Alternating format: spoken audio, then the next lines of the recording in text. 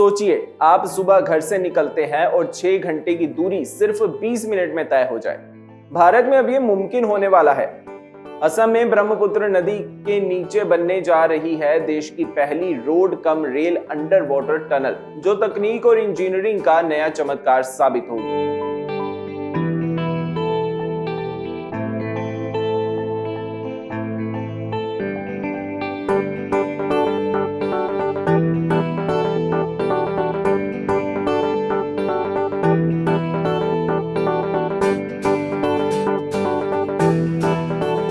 नमस्कार, आप देख रहे हैं दैनिक सवेरा। मैं हूं आपके साथ कुश कक्कड़। प्रधानमंत्री नरेंद्र मोदी की अध्यक्षता में शनिवार को हुई कैबिनेट बैठक में असम में ब्रह्मपुत्र नदी के नीचे बनने वाली देश की पहली road cum rail under water tunnel को मंजूरी मिल चुकी है। यह परियोजना पूरी दुनिया में अपनी तरह की दूसरी टनल होगी और इसमें सड़क और रेल एक ही सुरंग में गुजरेंगी, जिससे ट्रेन और वाहन दोनों ही सुरक्षित और तेजी से चल सकेंगे। टनल के बनने के बाद गोपुर से नुमालीगढ़ की 240 किलोमीटर लंबी दूरी सिर्फ 20 मिनट में तय हो जाएगी, जबकि पहले इसमें करीब 6 घंटे लगते थे। इस प्रोजेक्ट की कुल लंबाई 15.79 किलोमीटर होगी और इसकी अनुमानित लागत 18,662 करोड़ रुपए बताई जा रही है।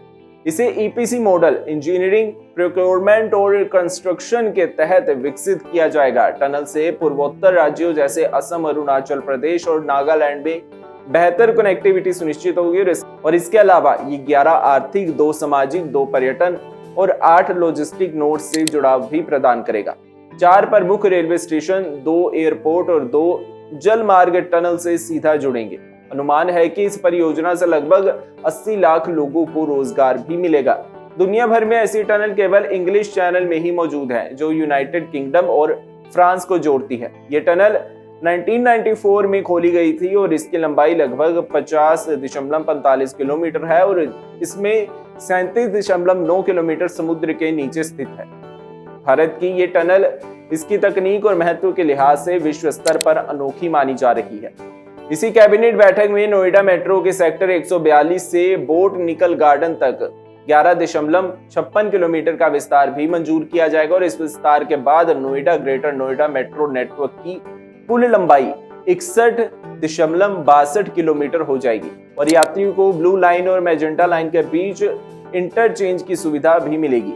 व्यावसायिक और शैक्षणिक क्षेत्रों से सीधा जुड़ाव होने से रोजमर्रा की ट्रैफिक भी कम होगी।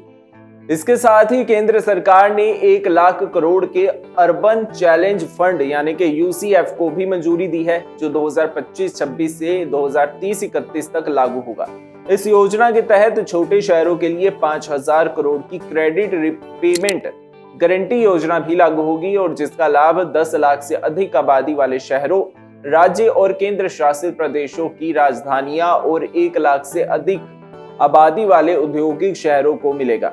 अंत में कैबिनेट ने प्रधानमंत्री कार्यालय पीएमओ को नवनिर्मित सेवा तीर्थ में स्थानांतरित करने का प्रस्ताव पारित किया है। नॉर्थ और साउथ ब्लॉक को मिलाकर युग युगीन भारत राष्ट्रीय संग्रहालय बनाया जाएगा, जिसमें भारत के इतिहास और विरासत को आधुनिक और पर्यावरण अनुकूल ढंग से प्रदर्शित किया जाएगा। सरकार का कहना है कि यह कदम आधुनिक सुविधाओं और नई तकनीक के अनुरूप प्रशासनिक बदलाव का प्रतीक है।